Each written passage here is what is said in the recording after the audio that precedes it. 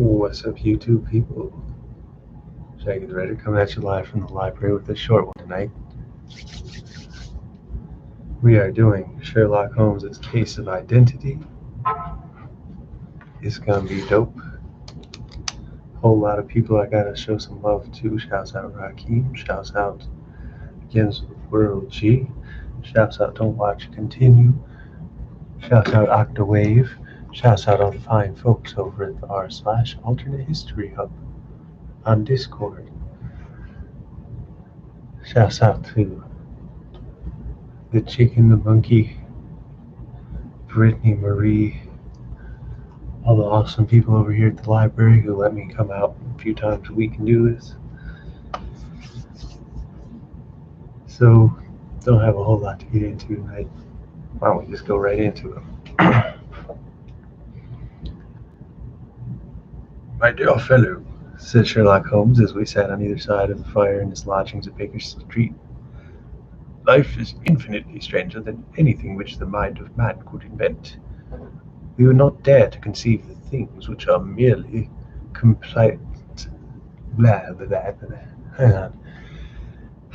We would not dare to conceive the things which are merely commonplaces of existence, if we could fly out their window hand in hand over this great city, gently remove the roofs and peep into the queer things going on, the strange coincidences, the plannings, the cross purposes, the wonderful chains of events working through generation and leading to the most outre results.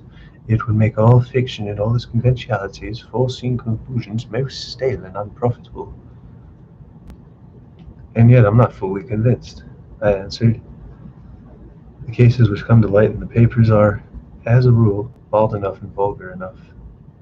We have the police reports, realism published to its extreme limits, and yet the result is, it must be confessed, neither fascinating nor artistic. A certain selection and discretion must be used in producing a realistic effect, remarked Holmes.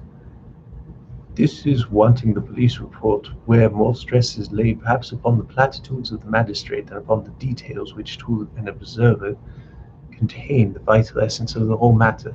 Depend upon it, there is nothing so unnatural as the commonplace. I smiled and shook my head. I can quite understand your thinking, I said. Of course, in your position of unofficial advisor and helper to everybody who is absolutely puzzled throughout 3 continents, you are brought in contact with all that is strange and bizarre. But here, I picked up a morning paper from the ground. Let us put to a practical test. Here is the first heading upon which I come. The husband's cruelty to his wife. There is half a column of print, but I know without reading it that it's perfectly familiar to me. There is, of course, the other woman, the drink, the plush, the blow, the bruise, the sympathetic sister or landlady. The crudest of writers could invent nothing more crude. Indeed, your example is an unfortunate one of your argument, said Holmes, taking the paper and glancing his eyes down at it. This is the Dundas separation case, and as it happens, I was engaged in cleaning up some small points in connection with it. The husband was a teetotaler, and there was no other woman, and the conduct complained of what he had drifted into the habit of winding up every meal by taking out his false teeth and hurling them at his wife, which you will allow is not an action likely to occur to the imagination of the average storyteller. Take a pinch of snuff, doctor, and acknowledge that I have scored over you in your example. He held out his snuff box of old gold, and with a great amethyst in the center of the lid, its splendor was in such contrast to its homely ways and simple life that I could not help commenting upon it. Ah, said he, I forgot I had not seen you for some weeks. This is a little souvenir from the King of Bohemia in return to my assistance in the case of the Irene Adler papers. The ring? I asked, glancing at the remarkable brilliant which sparkled upon his finger. It was from the reigning family of Holland, though the matter in which I served them was of such delicacy that I cannot confide it even to you. Would have been good enough to chronicle 1 or 2 of my little problems. And have you any on hand just now? I asked with interest. Some 10 or 12, but none which present any feature of interest.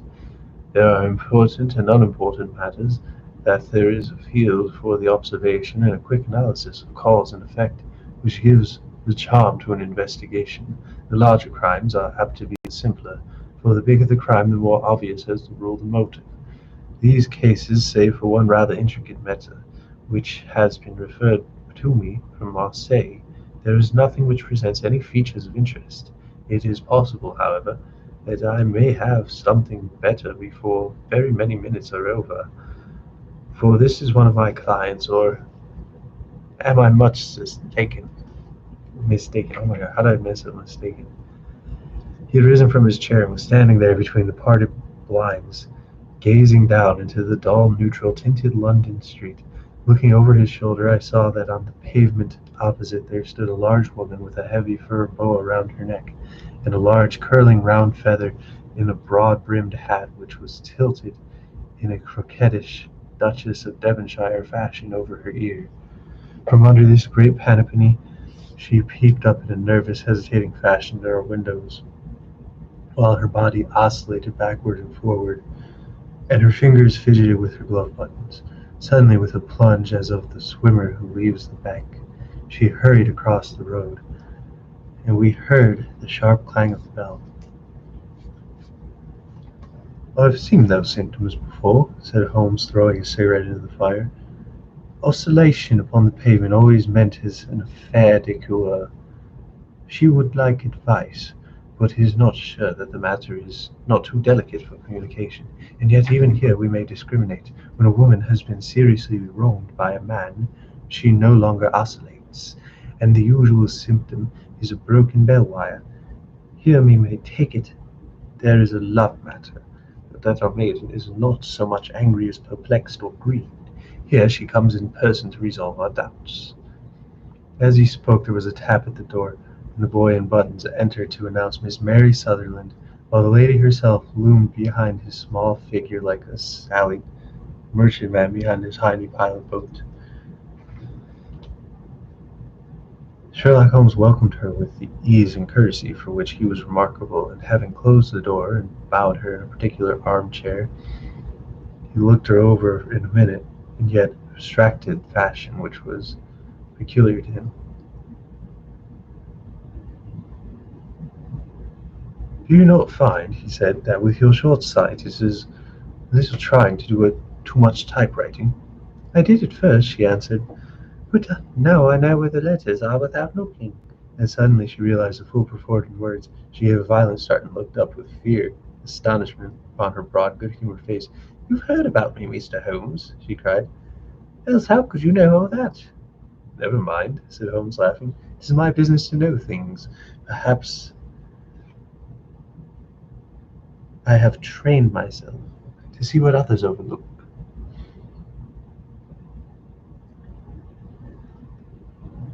"If not, why should you come to consult me?" "I came to you, sir, because I heard from you from Miss Etheridge, whose husband you found so easy with the police and everyone else for giving him up for dead. Oh, Mr. Holmes, I wish you would do so much as me. I'm not rich, but I still have 100 a year in my own right. Besides the little angel there, my godmother machine, I would give it all to know what has become Mr. Hosmer Angel." "Why did you come away to consult me in such a hurry?" said Mr. Holmes, with his fingertips together and his eyes to the ceiling. Again a startled look came over the somewhat vacuous face of Miss Mary Sutherland. "Yes, I did bang out of the house," she said, "for it made me angry to see this easy way in which Mr. Windybank, that is my father, took it all. He would not go to the police, and he would not go to you. And so at last, as he would do nothing, and kept on saying that there was no harm done, it made me mad. And I was just on my way to things, and came right away to you." "Your father," said Mr. Holmes. "Your stepfather, surely, since the name is different." "Yes, my stepfather. I'll call him my father, since it sounds funny too, for he's only 5 years and 2 months older than myself." "And your mother is alive?" "Oh yes, my mother is alive and well. I wasn't best pleased, Mr. Holmes, when she married again so soon after father's death, and to a man who was nearly 15 years younger than herself. Father was a plumber in Tottenham Court Road, and he left a tidy business behind him. My mother carried on with Mr. Hardy, the foreman, But when Mr. Windybank came, he made us sell the business, for he was being very superior, being a traveller in wines. They got £4,700 for the goodwill and interest, which wasn't nearly what father could have got if he'd been alive. I had expected to see Mr. Sherlock Holmes somewhat impatient under this rambling and inconsequential narrative, but on the contrary he had listened with the greatest concentration of attention. "Your own little income," he asked, "has it come out of the business?" Oh no, sir, it is quite separate, and it was left by my uncle Ned in Auckland. This is New Zealand stock, paying 4.5%. £2,500 was the amount, but I can only touch the interest. "You interest me extremely," said Holmes, "and since you no doubt so large a sum as 100 a year, with what you earn into the bargain, you no doubt travel a little and indulge yourself either way. I believe that a single lady can get on very nicely on an income of about £60. Oh, I could do with much less than that, Mr. Holmes, but you understand that as long as I live at home, I don't wish to be a burden to them, and so they have to use the money just while I am staying with them. Of course, there's only for the time. Mr. Windybank draws my interest every quarter and pays it over to mother, and I find that I can do pretty well with what I earn typewriting. It brings me twopence a sheet, and I can often do 15 to 20 sheets in a day. "Oh, you've made your position very clear to me," said Holmes. "This is my friend Dr. Watson, before whom you can speak as freely as before myself. Kindly tell us how you know all about your connection with Mr. Hosmer Angel." A flush stole over Miss Sutherland's face, and she picked nervously at the fringe of her jacket. "I met him first at the gasfitters' ball," she said. "They used to send father tickets when he was alive, and afterwards they remembered us and sent them to mother. Mr. Windybank did not wish us to go. He never did wish us to go anywhere. He would get quite mad if I wanted to do so much as join a Sunday school. But this time I was set on going, and I would go for what right had he to prevent. He said the folk were not fit for us to know, and all father's friends were to be there, and he had taken everything that I had to wear. When I had my purple plaster, I'd ever so much as taken out of a drawer. At last, when nothing else would do, he went off to France upon the business of the firm, and when he went, mother and I with Mr. Hardy, who used to be our foreman, and it was there I met Mr. Hosmer Angel. "I suppose," said Mr. Holmes, "that when Mr. Windybank came from France he was very annoyed at you for having gone to the ball." Oh, well, he was very good about it. He laughed, I remember, and shrugged his shoulders and said there was no use in lying anything to a woman, for she would have her way. "I see. Then at the Gasfitters' ball you met, as I understand, a gentleman called Mr. Hosmer Angel." Yes, sir, I met him that night, and he called the next day to ask if we had got home all safe. And after that we went and met him, and that is to say, Mr. Holmes, I met him twice for walks, but after that father came back again, and Mr. Hosmer Angel could not come to the house any more. "No?" Well, you know, father didn't like anything of the sort. He wouldn't have any visitors if he could help it. And he used to say that a woman should be happy in her own family circle. But then, as I used to say to mother, a woman wants her own circle to begin with, and I had not got mine yet. "But how about Mr. Hosmer Angel? Did you make no attempt to see him?" Well, father was going off to France again in a week, and Hosmer wrote and said that it would be safer and better not to see each other until after he had gone. "We could write in the meantime." And he used to write every day. I took the letters in the morning, so there was no need for father to know. "Were you engaged to the gentleman at this time?" Oh yes, Mr. Holmes, we were engaged after the first walk that we took.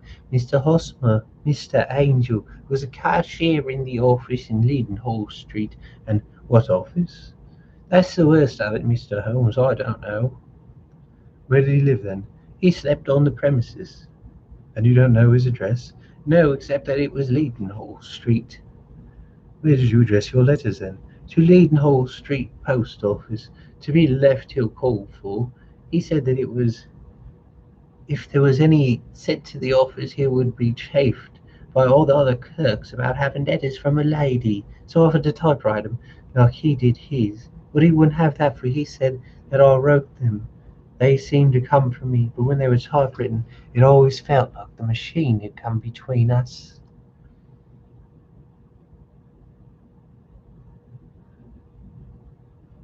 That would just show you how fond he was of me, Mr. Holmes, and all the little things that he would think of. It was most suggestive, said Mr. Holmes. It is wrong being an axiom of mine that the little things are infinitely the most important. Can you remember any other little things about Mr. Hosmer Angel?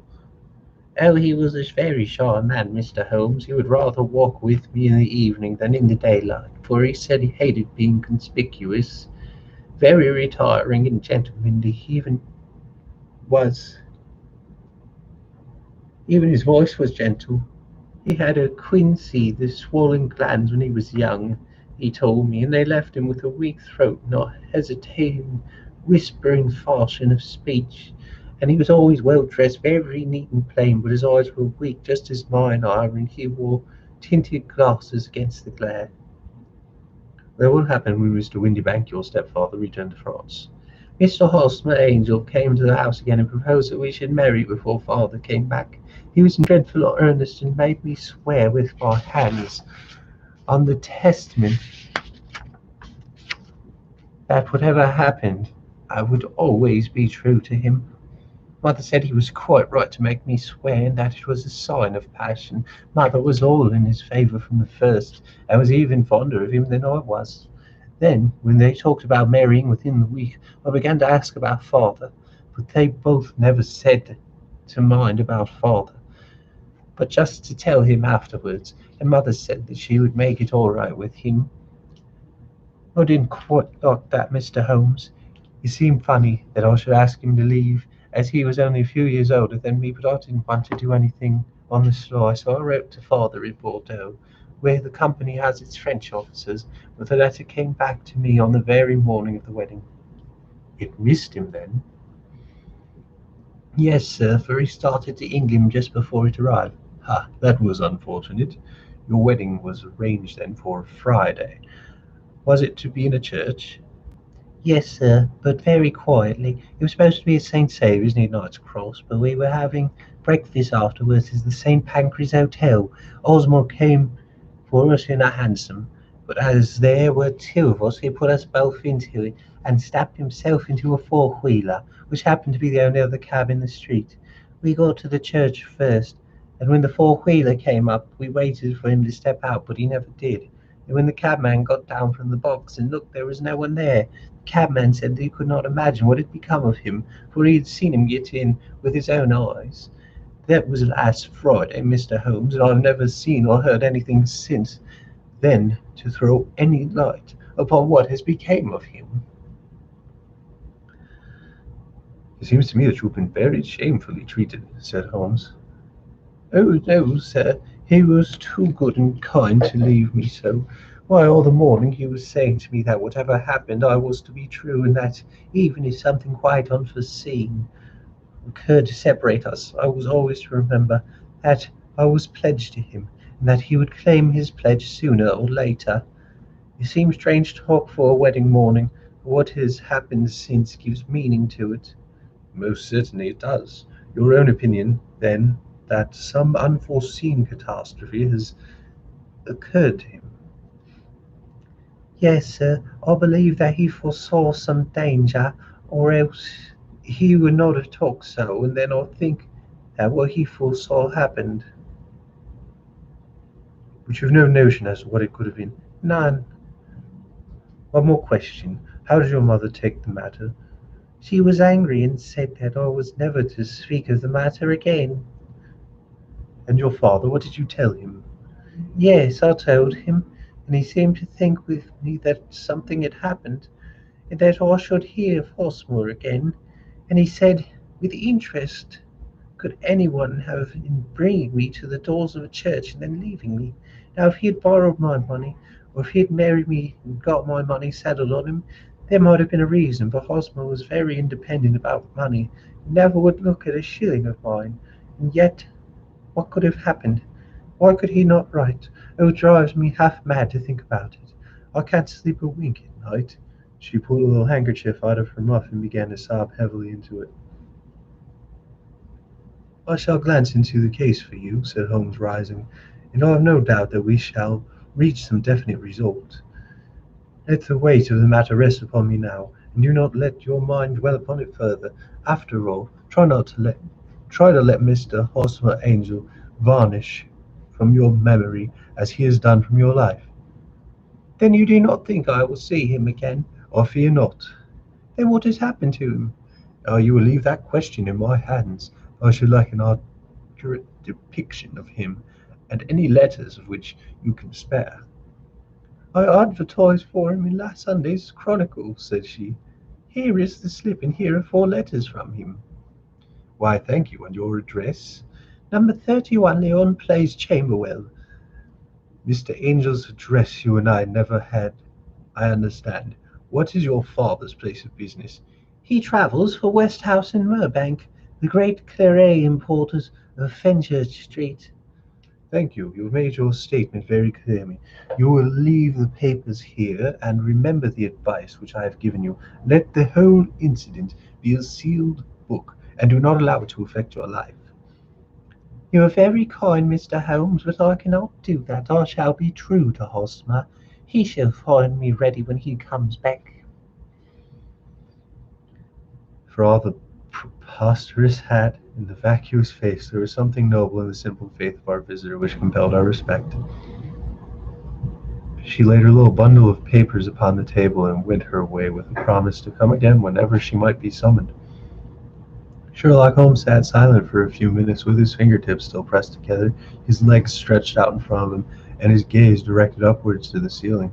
Then he took down from the rack the old and oily clay pipe, which was to him as a counsellor, and yet, having lit it, he leaned back in his chair, with the thick blue cloud wreaths spinning up from him, and a look of infinite languor in his face. "Quite an interesting study, that maiden," he observed. "I found her more interesting than our little problem, which, by the way, is a rather trite one. You'll find parallel cases if you consult my index. In Andover in '77 there was something of the sort. At the Hague last year. Old as is the idea, however, there are 1 or 2 details which were new to me, but the maiden herself was the most instructive. You appear to be a good deal. Oh, you appear to read a good deal upon her which was quite invisible to me," I remarked. "Not invisible, but unnoticed, Watson. You do not know where to look, and so miss all that was important. I can never bring you to realize the importance of the sleeves, the suggestiveness of the thumbnails, the great issue that may hang from a bootlace. Now, did you gather from the woman's appearance to describe it?" "Well, she had a slate-colored, broad-brimmed straw hat with a feather of brickish red. Her jacket was black, with black beads upon it, and a fringe of little black jet ornaments. Her dress was brown, rather darker than coffee color, with a little purplish plush at the neck and sleeves. Her gloves were grayish, and were worn through at the right forefinger. Her boots I didn't observe. She had small, round, hanging gold earrings, and a general air for being fairly well-to-do, in a vulgar, comfortable, easy-going way." Sherlock Holmes clapped his hands softly together and chuckled. "'Pon my word, Watson, you are coming along wonderfully. You have really done well indeed. It is true that you have missed everything of importance, but you have hit upon the method, and you have a quick eye for colour. Never trust to general impressions, my boy, but you concentrate yourself upon details. My first glance is always at a woman's sleeve. At a man, it is perhaps better first to take the knee of the trouser. As you observe, the woman had plush upon her sleeves, which was a most useful material for showing traces. The double line above the wrist, where the typewriter presses against a table, was most beautifully defined. The sewing machine of the hand type leaves similar mark, but only in the left arm, on the side furthest from the thumb, instead of being right across from the broadest part, as this was. Then I glanced at her face, and observing the dint of pince nez on either side of her nose, I ventured upon the remark of short sight and typewriting, which seemed to surprise her. It surprised me. But surely it was obvious. I was much surprised and interested in glancing down to observe that, though the boots which she was wearing were not unlike each other, they really were odd ones, the one having slightly decorated toe cap and the other a plain one. One was buttoned only in the two lower buttons out of the five, and the other the first, third, and fifth. Now, when you see that a young lady, otherwise neatly dressed, has come away from a home in odd boots, half buttoned, there is no great deduction to say that she came away in a hurry. What else? I asked, keenly interested, as I always was by my friend's incisive reasoning. Well, I noted in passing that she had written a note before leaving home and before after being fully dressed. You observe the right glove with the torn forefinger, but apparently you do not see that both the glove and the finger was stained with violet ink. She had written in a hurry, and dipped a pen in too deep. It must have been this morning, and the mark would not remain clear upon the finger. All this was amusing, rather elementary, but I must go back to business, Watson. Would you mind reading me that advertised description of Mr. Hosmer Angel? I held the little printed slip to the light. Missing on the morning of the 14th, a gentleman named Hosmer Angel, about 5 feet 7 inches in height, strongly built, sallow complexion, black hair, a little bald in the center, bushy black side whiskers and a mustache, tinted glasses, slight infirmity of speech. Was dressed when last seen in a black frock coat, faced with silk, black waistcoat, gold Albert chain, and gray Harris tweed trousers, with brown gaiters over elastic-sided boots, known to have been employed in the office in Leadenhall Street. Anybody bring this will do, said Holmes. As to the letters, he continued, glancing over them, they are very commonplace, absolutely no clue in them to Mr. Angel, save that he quotes Balzac once, and there is a remarkable point, however, which will no doubt strike you. They are typewritten, I remarked. Not only that, but the signature is typewritten. Look at the neat little Hosmer Angel at the bottom. There is a date, you see, but no subscription except Leadenhall Street, which is rather vague. The point about the signature is to be very suggestive. In fact, we may call it conclusive. Of what? My dear fellow, it is possible you do not see how strongly it bears upon the case. I cannot say I do, unless it were that he wished to be able to deny his signature if an action for breach of promise were insinuated. No, that is not to the point. However, I shall write 2 letters, which would settle the matter. One is to a firm in the city, the other is to the young lady's stepfather, Mr. Windybank, asking him whether he could meet us here at 6 o'clock tomorrow evening.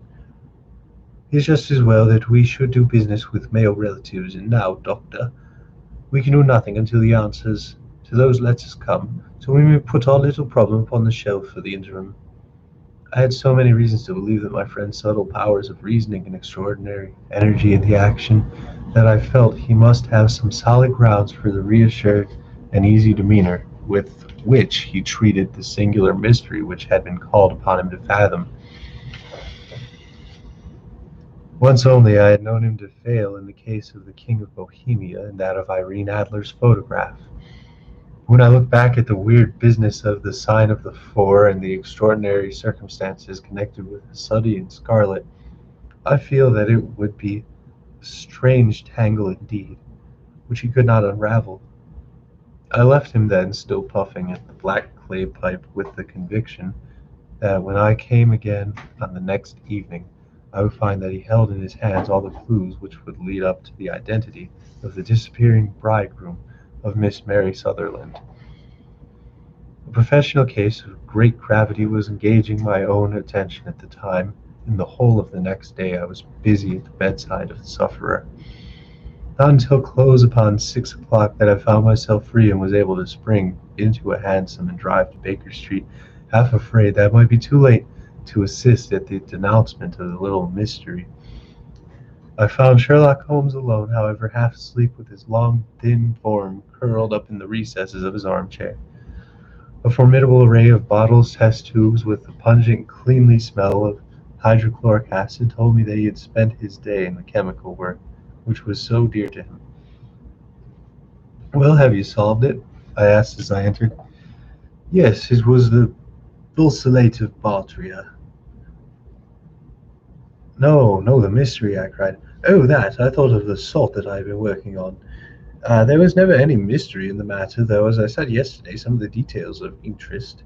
The only drawback is that there is no law, I fear, that can touch the scoundrel. Who was he then, and what was the object in deserting Miss Sutherland? The question was hardly out of my mouth, and Mr. Holmes had not yet opened his lips to reply when we heard the heavy footfall in the passage and the tap at the door. "This is the girl's stepfather, Mr. James Windybank," said Holmes. "He has written to me to say that he would be here at 6. Come in." The man who entered was a sturdy, middle-sized fellow, some 30 years of age, clean-shaven and sallow-skinned, with a bland, insinuating manner, and a pair of wonderfully sharp and penetrating gray eyes. He shot a questioning glance at each of us, placed his shiny top hat upon the sideboard, and with a slight bow sidled down to the nearest chair. "Good evening, Mr. James Windybank," said Mr. Holmes. "I think that this typewritten letter is from you, in which you made an appointment with me for 6 o'clock." Yes, sir, I'm afraid that I am a little late, but I am not quite my own master, you know.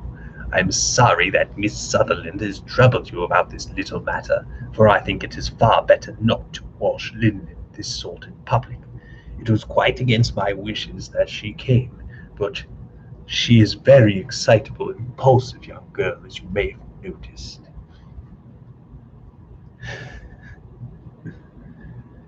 And she is not easily controlled when she has made up her mind on a point. Of course, I did not mind you so much as you are connected with the official police, but it is not pleasant to have a family misfortune make this noise abroad. Besides, it is a useless expense, for how could you possibly find this Hosmer Angel? "On the contrary," said Holmes quietly, "I have every reason to believe that I will succeed in discovering Mr. Hosmer Angel." Mr. Windybank gave a violent start and dropped his glass. I am delighted to hear it, He said.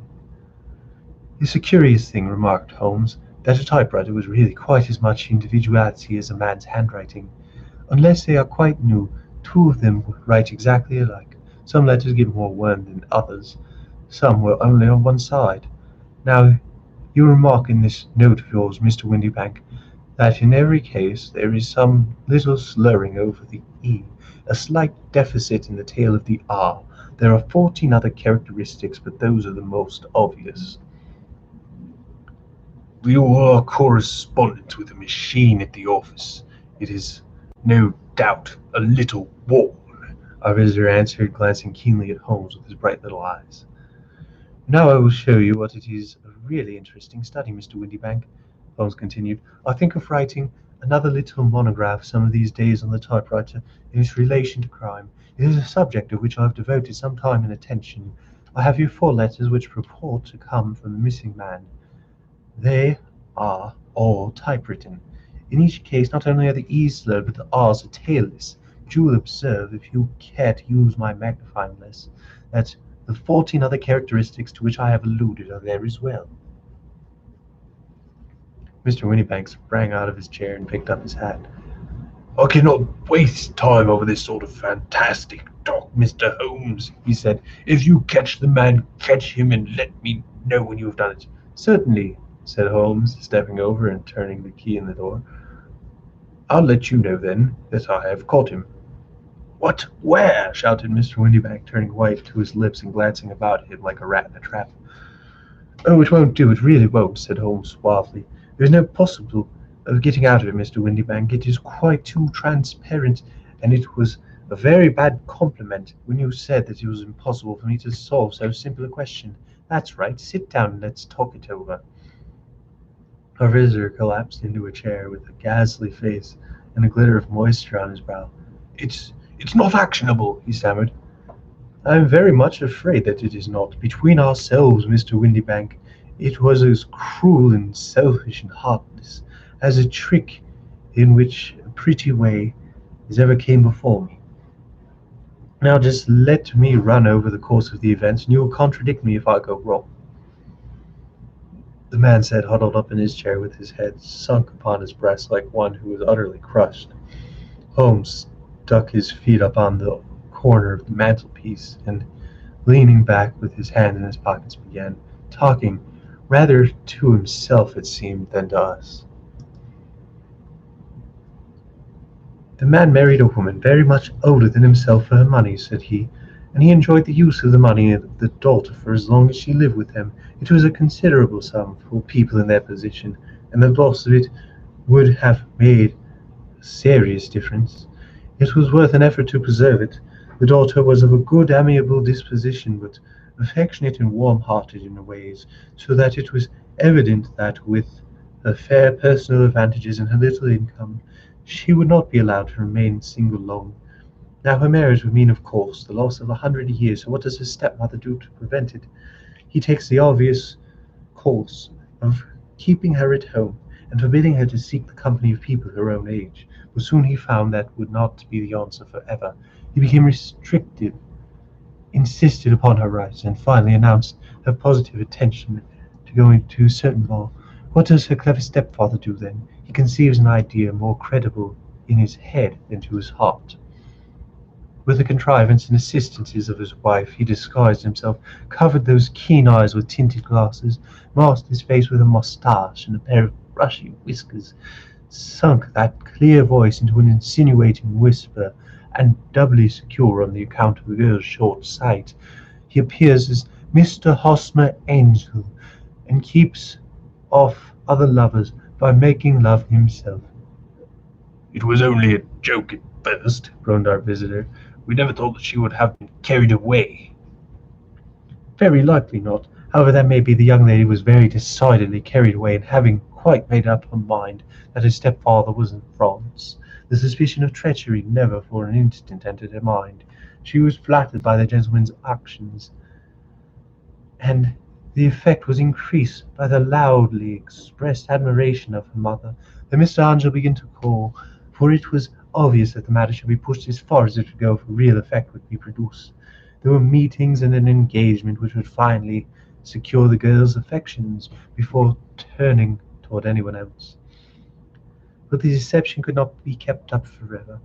These pretended journeys to France were rather cumbrous, and the thing to do was clearly to bring up the business to such end in such a dramatic manner that it would leave a permanent impression upon the young lady's mind, and prevent her from looking upon any other suitor for some time to come. Hence those vows of fidelity exacted upon a testament, and hence also the illusions of a possibility of something happening. To the very morning on the wedding, James Windybank wished Miss Sutherland to be bound to Hosmer Angel, and so uncertain as to his fate, that for 10 years to come at any rate she would not listen to another man. As far as the church door he brought her, and then he could not go farther. He conveniently vanished, away by the old trick of stepping in at one door of a four-wheeler and out the other.